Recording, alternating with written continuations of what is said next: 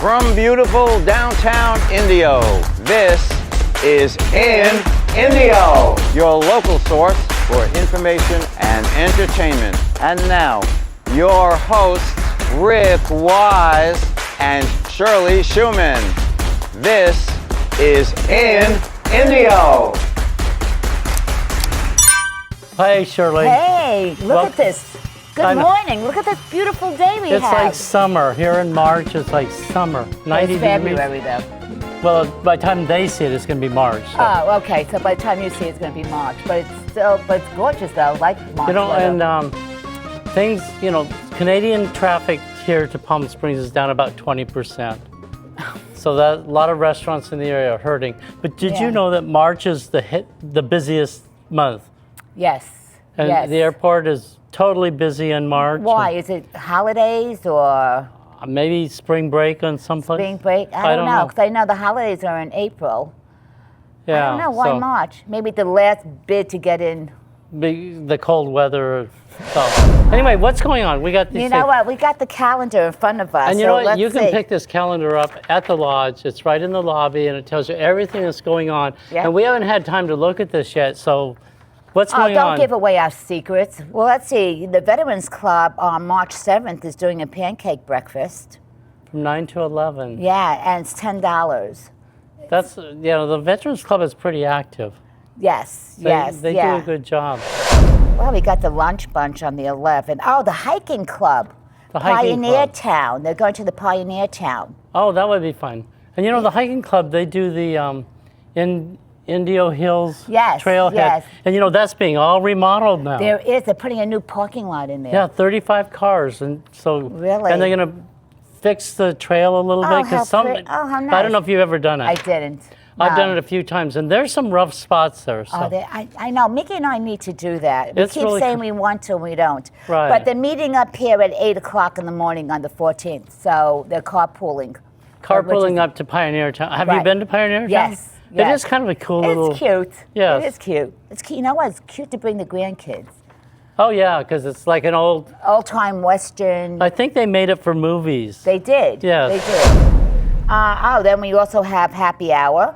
Oh, the Boma Happy Hour 15th. Music Fest, they call it, 3 to 6 on Sunday the 15th of March. Right. Let's see. Oh, we have Sunday Lovers of Wine on the 22nd at 4:30. When is election? I don't see that on here. The 25th is the open session at 11 o'clock. Oh, so March 25th at 11 o'clock in the morning is when they count the ballots and announce the winner. Yes, but they're also doing electronic balloting. That's right. And we'll talk a little bit more about that later. Okay.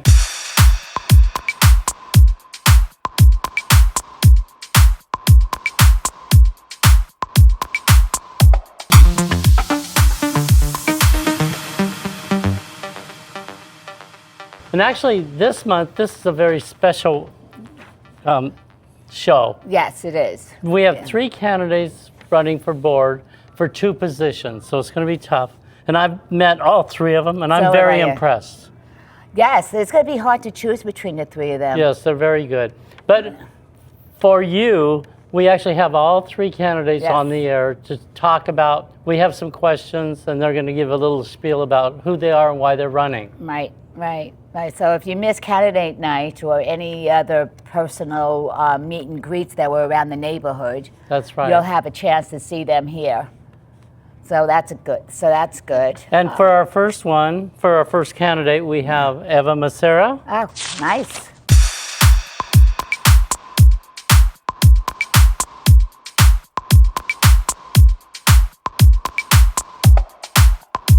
Hello, everyone. My name is Eva Macera, and I'm a candidate for your board. I am running for the board because I think it's important that we all do our part in whatever way we can to help this community thrive. I consider myself to be a hard worker with a strong moral compass, and when I commit to something, I see it through. I am running for the board because I think I am prepared for the challenge. I'm eager and willing to learn, and I will always do what's in the best interest of the community. Well, we have a bunch of questions. The second one that we're going to talk to is Darryl Barber. Right.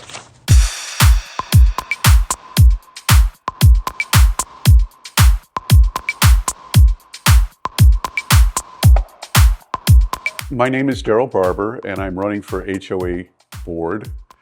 My wife Jenny and I moved here in June of 2023. We moved here for the weather and the amenities, but we fell in love with the community and the people. And then we're going to talk to Steve Harchi. Is that Steve how you pronounce Harchi, his yeah. last name, Harchi? I think so. Steve Harchi. I apologize, Steve, if I'm mispronouncing your last name.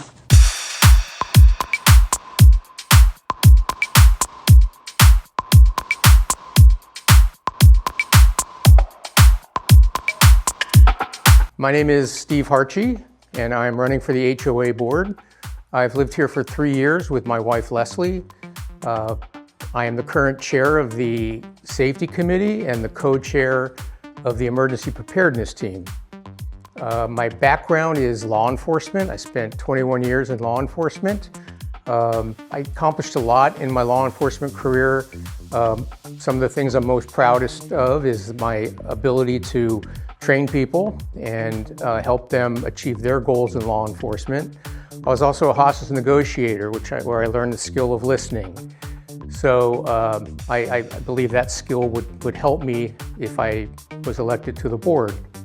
After I retired from law enforcement, became involved in my community in Tracy, California.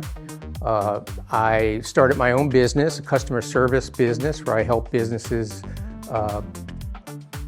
improve their customer service in their businesses. I also became the executive director of the Tracy Chamber of Commerce. I also was on the Tracy Planning Commission, and I joined several boards. So I do have some experience being on boards. Back in law enforcement, I was the Police Officers Association president.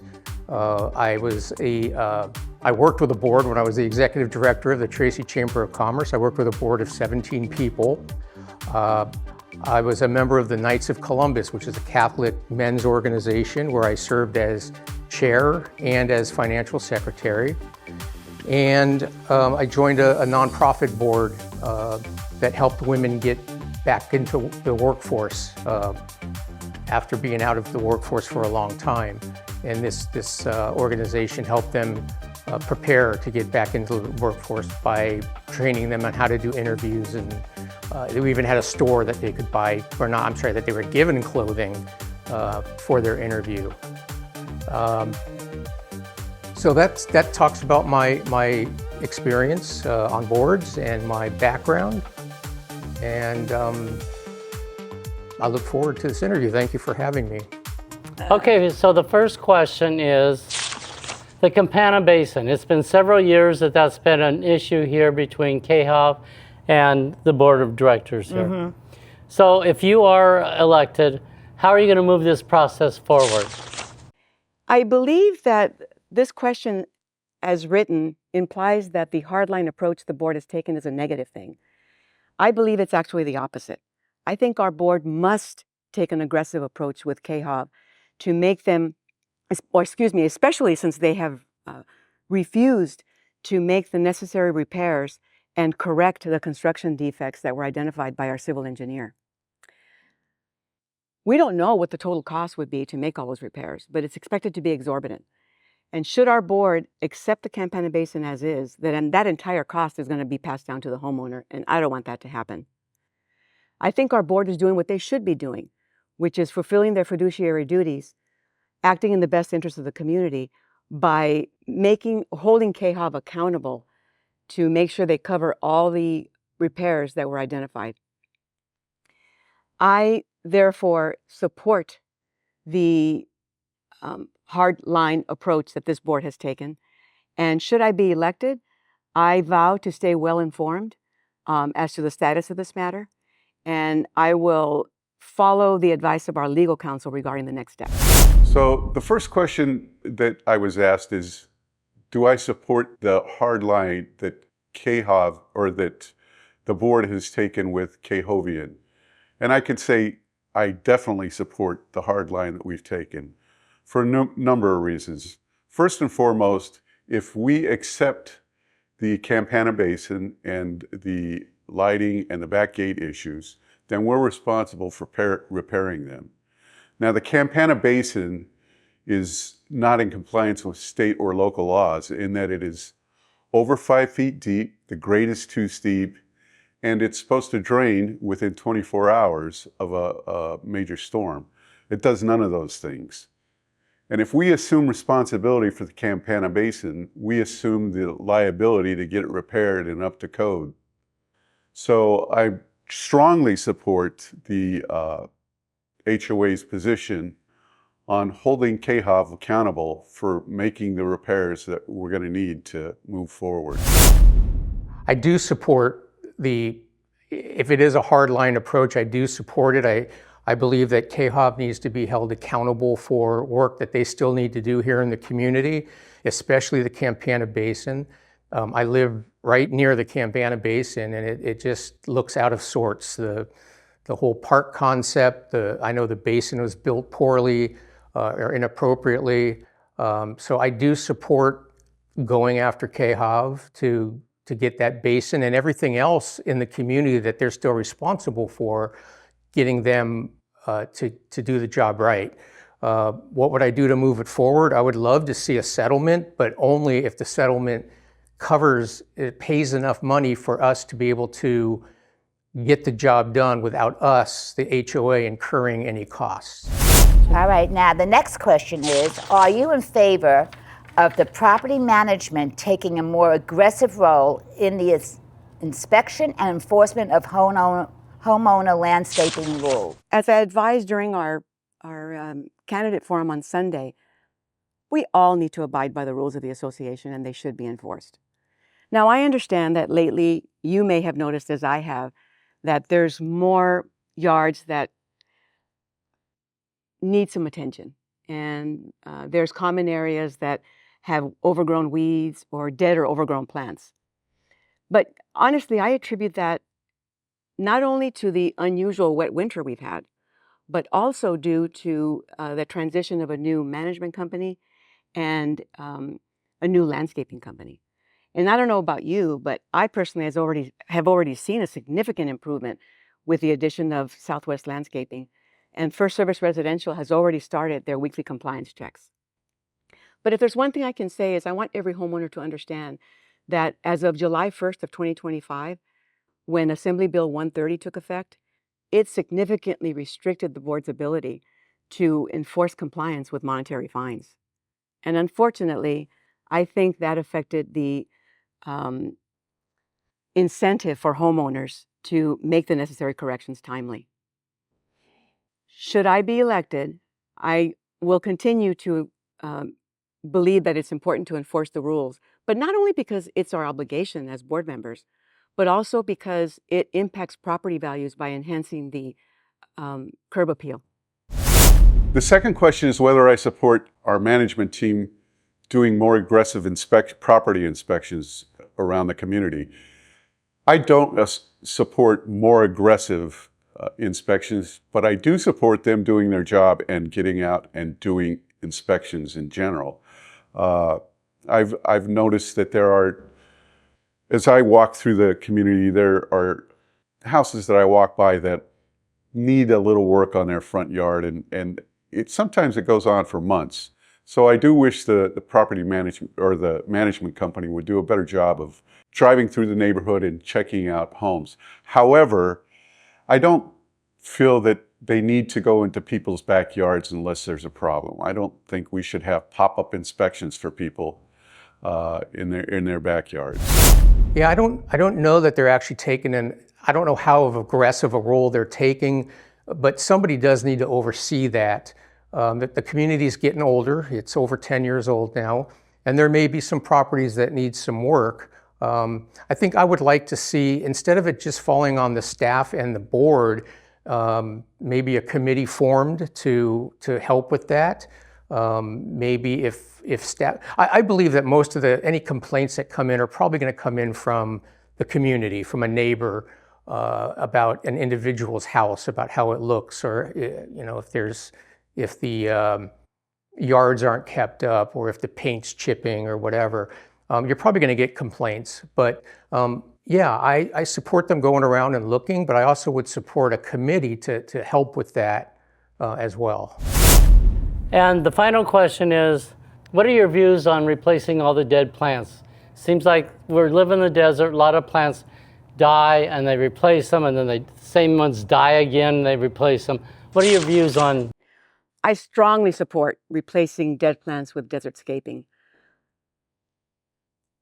Not only because it's cost effective, but also because it helps to maintain the beauty of our community. But if I'm not mistaken, I think our landscape committee is already doing that, as adding desertscaping to the community is part of their landscaping master plan, so I fully support it. So first of all, I want to thank both Rick and Shirley for allowing me to be here today. I am asking for your support because I care about this community and I want to do my part to make sure that Four Seasons Terra Lago continues to be a vibrant, active, fun, and beautiful community. I am asking for your support because I want to continue to see this community move forward while maintaining our financial stability. I am asking for your support because I commit to work hard every day for every member. So therefore, I am asking that you vote for me, Eva Macera, and allow me to represent you. And remember, every vote counts. What are my views on placing dead plants with desertscaping? And I think by desertscaping, you mean hardscaping. So I am in favor of it to a certain degree. However, I don't want to get rid of life. And there's no life to rocks. And I do enjoy the beauty of the plants in the neighborhood. So I think we have to look at it and see where it's appropriate and where it's not. But in general, I like the green in the area. And if we can put desertscaping in, I think that's perfect. My name's Daryl Barber. My wife, Jenny, and I moved here in June of 2023. We love this community, and I'd like the opportunity to represent you on the board. Thank you, and don't forget to get out and vote. I think anybody that lives in the desert should consider that. I know that when we moved in, we tried different plants. Some didn't work, and we replaced them with desertscape. I think it's a smart thing to do when you live in the desert. Anything that you can do to minimize watering is a smart idea. So yeah, I think people need to look at that. They should be looking at that anyway, because we live in the desert and a lot of things do not grow here. So yeah, it would be smart to add desertscaping to your yards. Okay. You know, I feel that I have the background and I have the temperament and I have the skills to sit on the board. And if I had that opportunity, if I had that privilege, I look forward to working with the current board. I think the board's done a great job over the last 2 years of getting things on track. And I would love to be a part of the board. So if you like what I had to say, I'm asking for your vote. Thank you. So that's the three candidates. That's impressive. Yeah. Well, we are going to have an interesting election year again. Again, it's always an election. We thought this would be an easy one. However, if you, HOA election experts supposedly sent everybody an email in November. Right. And that email said, if you want to opt out of doing electronic voting, you had to let them know. By December 25th, which is way over. So if you didn't get the email or you didn't opt out, everybody's doing electronic voting. Right.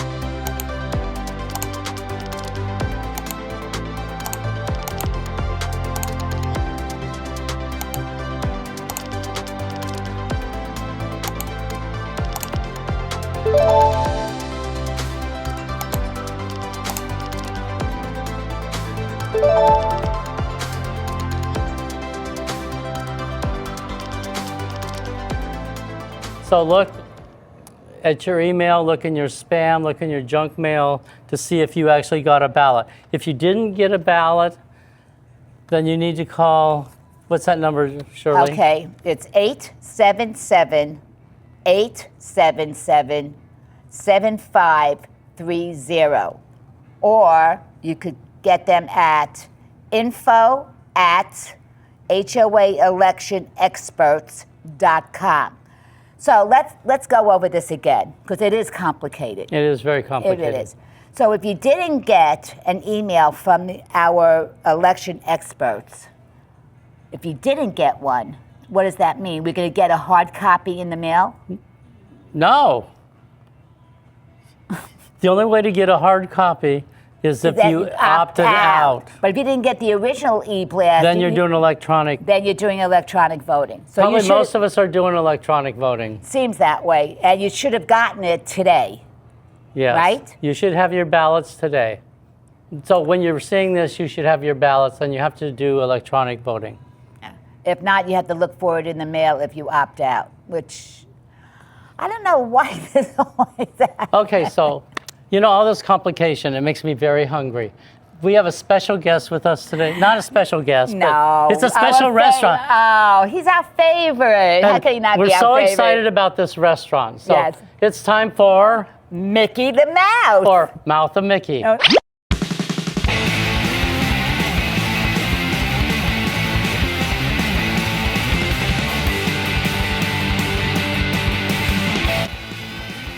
Mickey, I'm so Hey. excited for this. And I'm so excited to be here. Nah, well, what are you doing today, Mick? What am I doing today? I have Yeah. bowling today, and I went for a blood test today. All the food I eat, I got to get my blood No, checked. she quick, means, often. what restaurant are you going to? Oh, where I went, you mean? You would think he would understand me after all these Right. years, Well, right? maybe 54 years, not 53 years. 53 years. I want to talk about two fast food restaurants in our neighborhood. Both of them are pretty new. One is brand new. First, Sumo Dog. You know, the neighbors are so excited for Sumo Dog opening. Yeah. They are the only hot dog stand at the Mariners, Seattle Mariners baseball stadium. And not only Oh, that, really? our Sumo Dog is the only drive-through Sumo Dog that you can drive through. You don't Oh have to my! park. There's Yes. nothing like eating your weenie It's in the amazing. front seat of your F-150. Nothing like your weenie in the front seat. You're right. Right. So, okay, so tell us about your experience at Sumo Okay. Dog. Oh my God, First so of all, exciting. I'm a hot dog guy. I always love my hot dogs. Frank, Yes. We call them Franks on the East Coast. Franks. You get them in 3 different styles there. You get the beef, you get pork, or you have a choice of vegan even. Most people get the beef because that's what most hot dogs are today. Yeah, but what's in a hot dog? Nobody What's in a hot knows. dog? Nobody knows what's in a hot Nobody dog. knows what's in a hot That's dog. very funny. We don't ask. Whose segment is this, guys? Whose segment is this? I tried 2 of their signature hot dogs because I figured that's what you should try if you go to a new place. First, the Sumo Dog, named after the name of the store. You get it's a regular size hot dog, small, not big, moderate size hot dog. You get wasabi on there, you get pickled peppers on there, spicy mayo, teriyaki sauce, furikake, which you Japanese people know is like sesame seed drizzling on rice, onions, and nori, which is the black stuff they wrap sushi in, seaweed. Then I had a bacon banh mi dog, which is bacon wrap, pickled daikon, which is a radish, carrot slaw, cucumber, jalapeno, spicy mayo, more furikake, and cilantro. Oh man, that sounds so good. Both of these dogs sound better than they tasted. They're okay. I like giving sterling reviews, but this time I can't. They were good. They were okay. $1.50 hot dog from Costco did just as much for me, and even has a bag of snap on it when you bite on it. They were good. I give them a 2.25 out of 4. They weren't great. A quarter. But what upsetting part is the price. If they cost $5 each, $6 each, would have been okay. The Sumo Dog was $10. The website says 9, but I paid 10. And the banh mi dog was $12. Because of the It said- bacon? It says $12 for a wiener? $12 because it's wrapped in bacon. It says 11 on the website, but they're $1 more I paid for each dog. They were both tasty. They were both pretty good, not blow away. Mickey Schumann will not go back to Sumo Dog again for a Two long, stars. long time. 2 stars out of 4. See, barely. I'm allergic to sumo dogs. But it's a Barely. drive-through. So But it's a drive-through. So you're lazy and don't want to get out of your car, you go to Starbucks or you go to Sumo Dog. Okay. Where's the second one? Second one is, Oh, hold on. Dave. So, by the way, it costs $24 with tax for those 2 hot dogs. $24 And almost. not even that good. With a beer? Not a beer, not even a Japanese sake, nothing. They don't even have no sake there. sauerkraut. I have a very positive second fast food restaurant in our neighborhood, very, very close to us. Dave's Hot Chicken.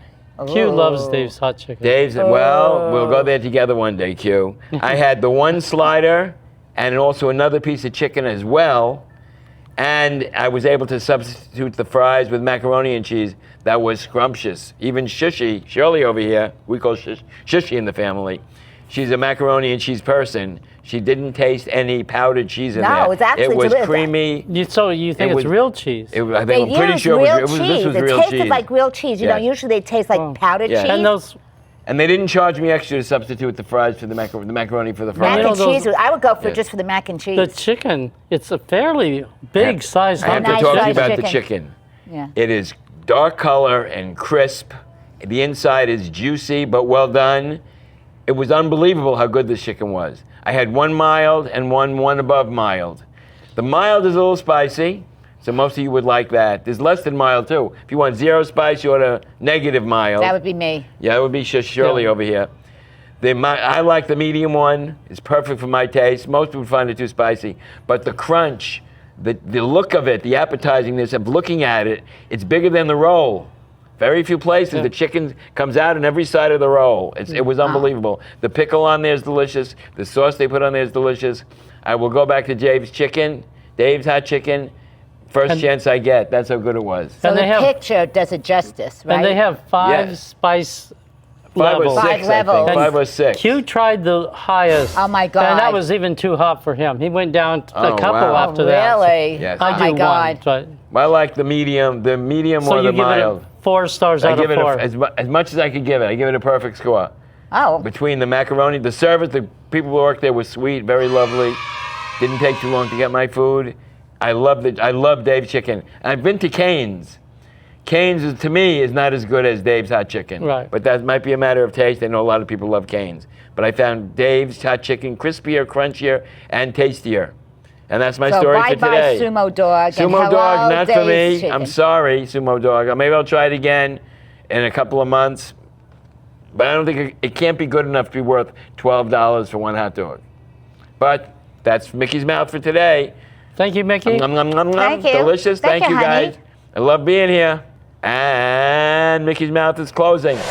Okay, I guess that's All right. March. I guess so. And we got our reviews for food, and So we we did know the where to go to eat. elections. We know and, that we got to figure out how to vote in the board election. you know, it will straighten out. It'll be fine. Right. It should So- be fine. But we'll see you next month. I'm Rick Wise. And I'm Shirley Schumann. And I'm you the next- mouth of Mickey. See you next time in India. Take care. Bye. This has been a Wise Words production. Hugh Jung, producer, and I'm Gary Bushkin, your announcer.